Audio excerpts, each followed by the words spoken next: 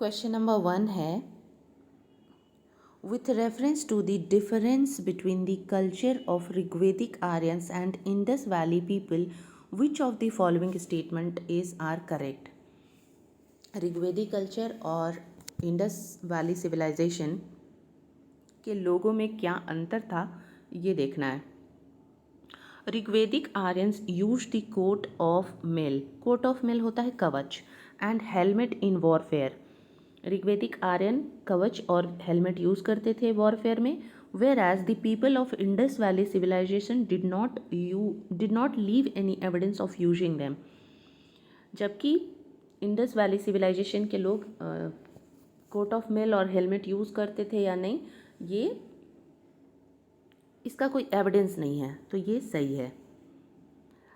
Rigvedic Aryans did knew gold, silver and copper, whereas Indus valley people knew only copper and iron.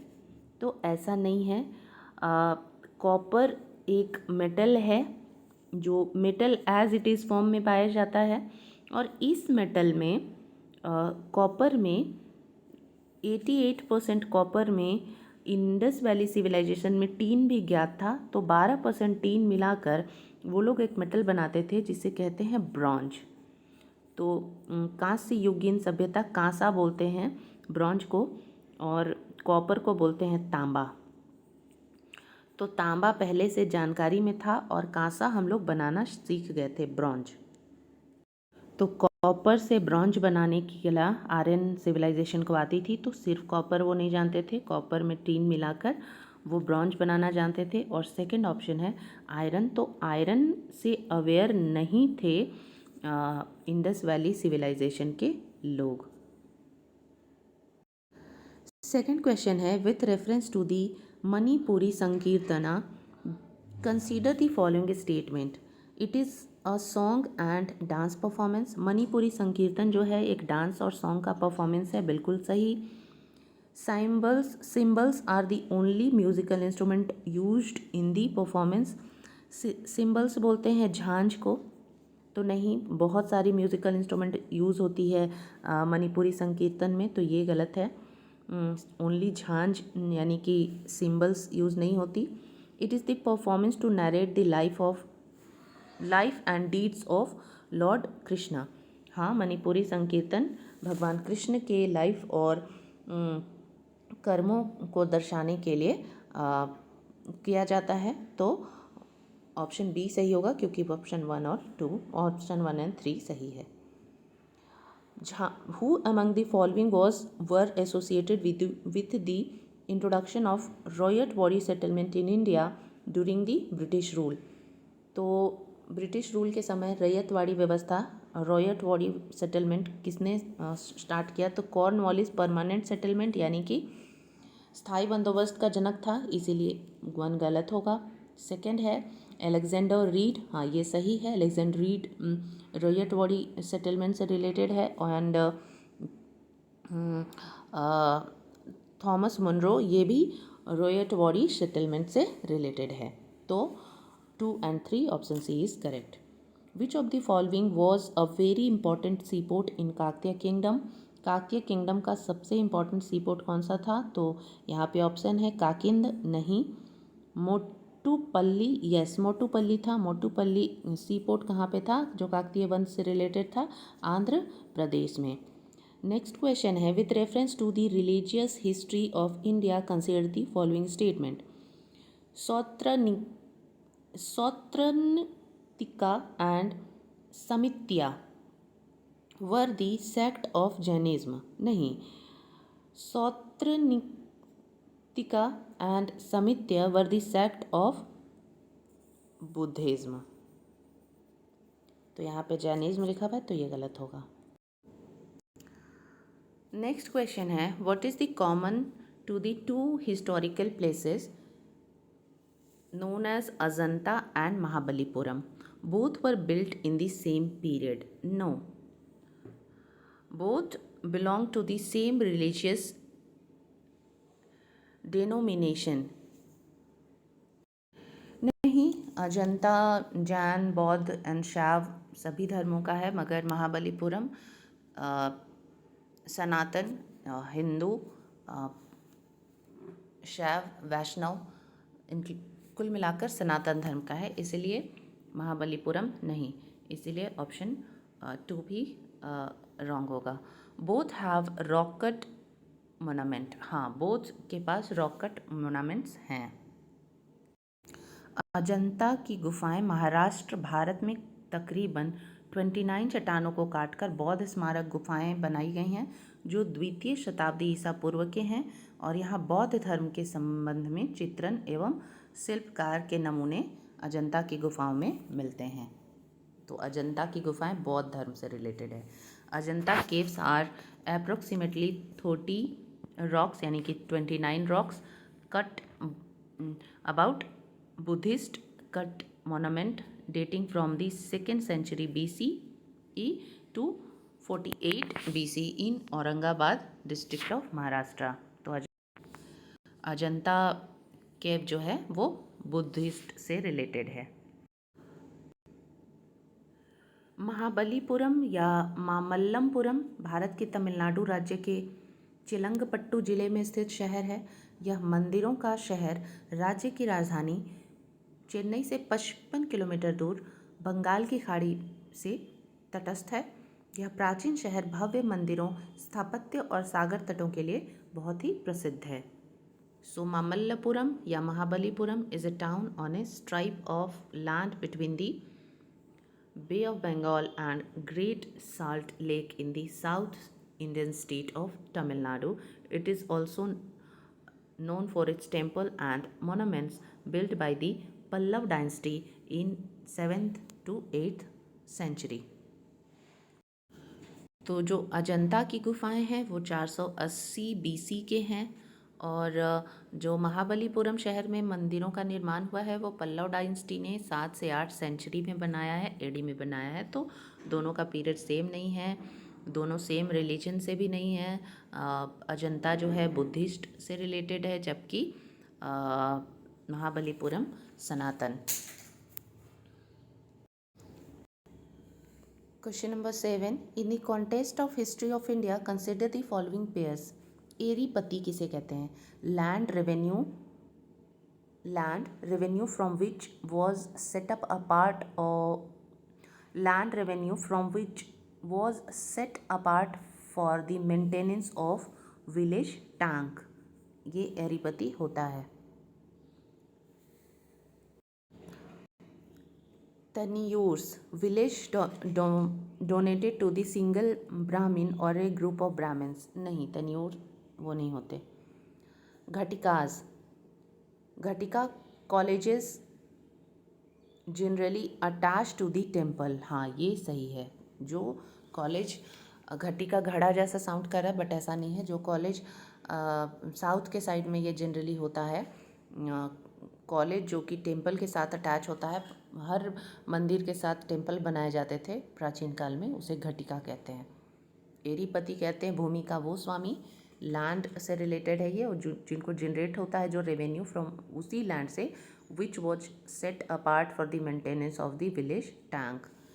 और वो village में ही जो revenue generate होता है उसे वो मेंटेनेंस के लिए यूज़ करते हैं विलेज के टैंक को, जैसे कि तालाब वगैरह।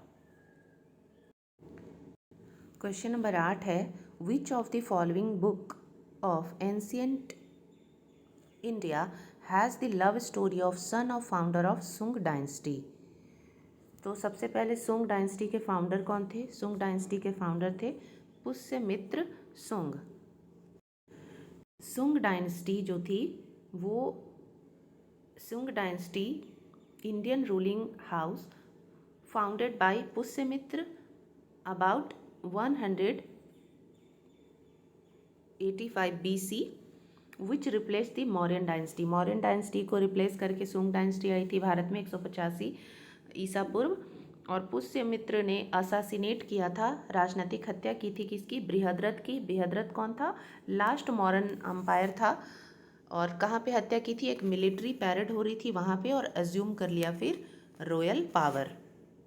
और जो मालविका अग्निमित्र है एक संस्कृत प्ले है, संस्कृत का नाटक है जो रिटन बाय कालिदास है, कालिदास ने लिखा है, based on some events on the reign of Pushyamitra Shunga. Reign मतलब शासन, पुष्यमित्र के शासन के संदर्भ में उन्होंने लिखा है।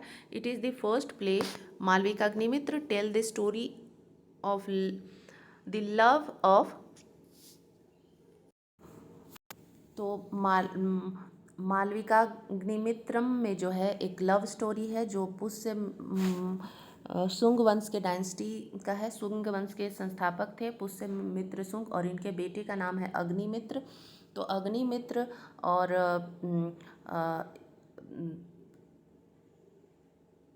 मालवा देश की राजकुमारी मालविका थी और विदिशा के राजा थे अग्निमित्र, और इनके प्रेम विवाह के बारे में मालविका अग्निमित्रम में लिखा गया है और ये लेखक हैं Kalidas.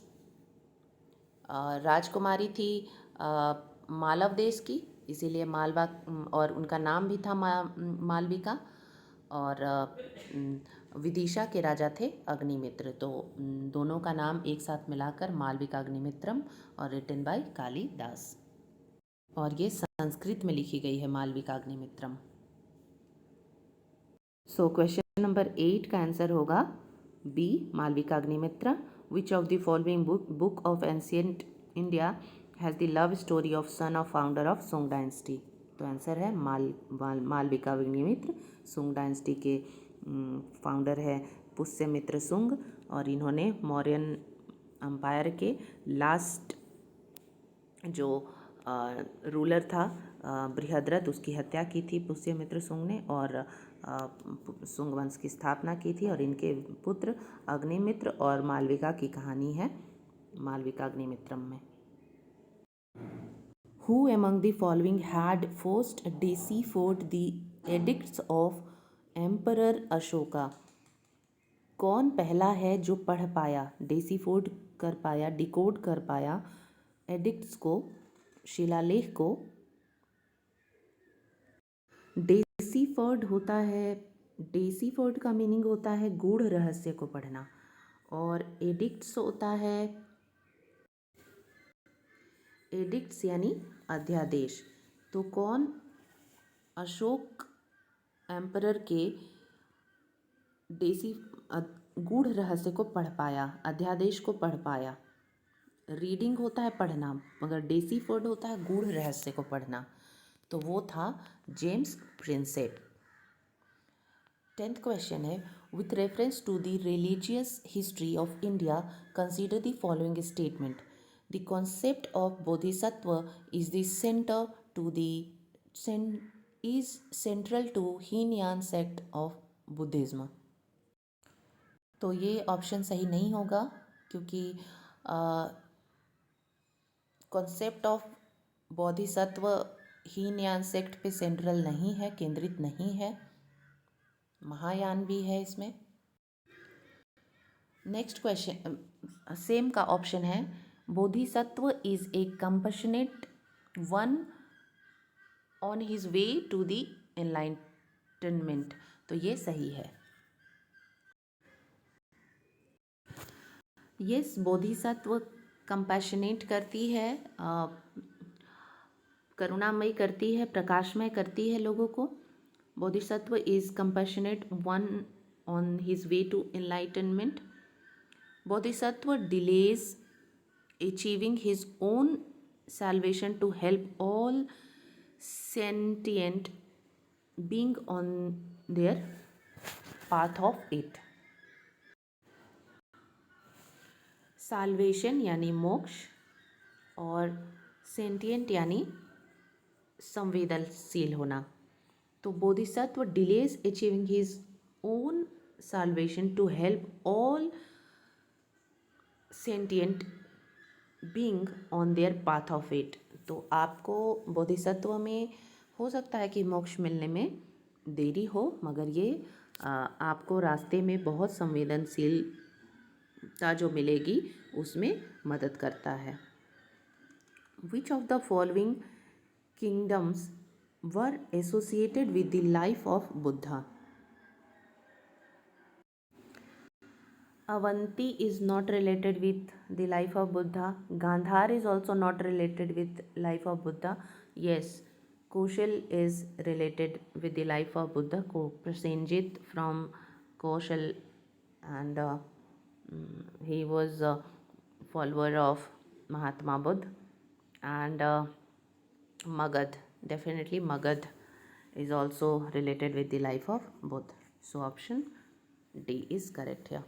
Which of the following pairs does not form part of the sixth system of Indian philosophy? So, Mimamsa and Vedant, yes, this is the part of Indian philosophy. Nyaya and Vaisheshika, yes, this is also part of Indian philosophy. Lokayat and Kapalika, no, Lokayat and Kapalika is not the part of Indian philosophy. And another is Sankhya and Yoga. Yes, Sankhya and Yoga is also the part of sixth system of Indian philosophy. The national motto of India, Satyameva Jayate, inscribed below the emblem of India, is taken from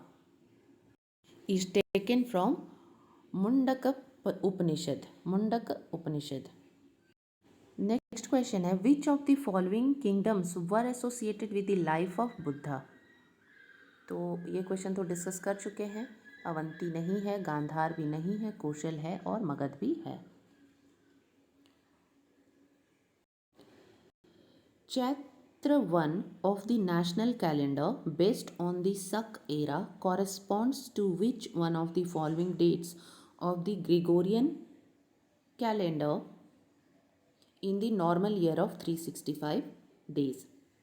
तो Chaitra calendar जो होती है वो हमारे national calendar से अगर मिलाएं सक संवत वाले से, Chaitra one of the national calendar based on Sak era correspond to which one of the following dates of Gregorian calendar? हम लोगों का नेशनल कैलेंडर सक संवत है और वहाँ पे चैत्र मास जो है वो फर्स्ट मंथ होता है और फाल्गुन होता है उस महीने का अंतिम महीना, मतलब सक संवत में. तो जैसे कि दिसंबर होता है ग्रेगोरियन कैलेंडर में लास्ट महीना और शुरुआत होता है जनवरी से. तो चैत्र संवत का से मिलाकर अगर कहें तो Chaitra one of the national calendar based on the सक era correspond to which one of the following dates Gregorian calendar. 365 दिन में ऐसा कौन सा है जो मैच करता है? तो ये है हमारा जो शुरुआत चैत्र से अगर करेंगे तो 22 मार्च या 21 मार्च को पड़ेगा फर्स्ट चैत्र मास का पहला दिन, यानी कि अगर नववर्ष कहें चैत्र मास में तो वो 22 मार्च को होगा. नेक्स्ट क्वेश्चन है 32. Between which of the following was the ancient town of Takshashila located? Takshashila कहाँ पे लोकेटेड है?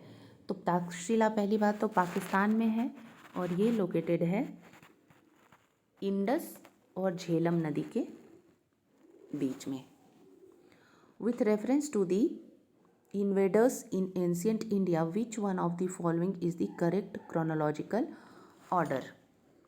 तो करेक्ट क्रोनोलॉजिकल ऑर्डर है, पहले ग्रीक आए थे, फिर शक आए थे और फिर कुषाण आए थे.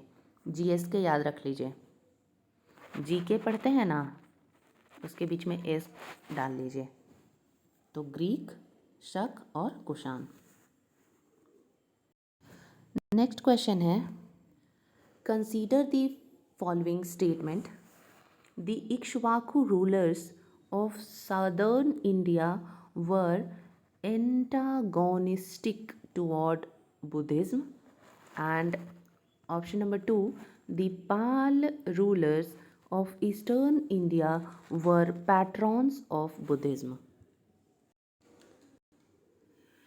एंटागोनिस्ट होता है विरोधी, किसी चीज़ का विरोध करने वाला। तो Ikshvaku rulers of southern India were antagonist toward Buddhism, गलत है ये।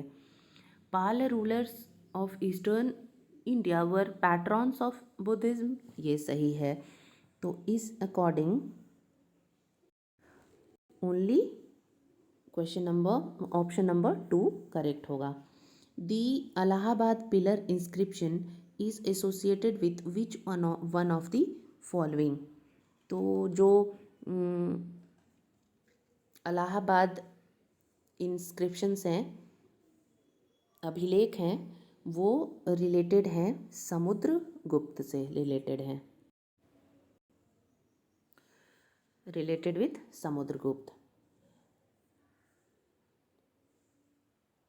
नेक्स्ट क्वेश्चन है which one of the following was not a contemporary of other. इन चारों में से कौन ऐसा है जो एक दूसरे के समकालीन नहीं है। 3 समकालीन है और दूसरा नहीं है। तो बिंबिसार, गौतम बुद्ध, मिलिंद और प्रसेनजीत। प्रसेनजीत और गौतम बुद्ध तो बिल्कुल समकालीन है, ठीक है। बिंबिसार भी समकालीन है मगर मिलिंद नहीं है, ठीक है, मिलिंद नहीं है। और बिंबिसार की जगह अगर बिंदुसार दे देता तो वो समकालीन नहीं होता। बिंदु जो है समकालीन नहीं है मगर बिंबी है। ये कुल 36 क्वेश्चन हैं जो कि यूपीएससी में आए हुए हैं। 2017 से लेकर 2005 तक के सभी क्वेश्चन इसमें कवर किए गए हैं एंशिएंट इंडिया के।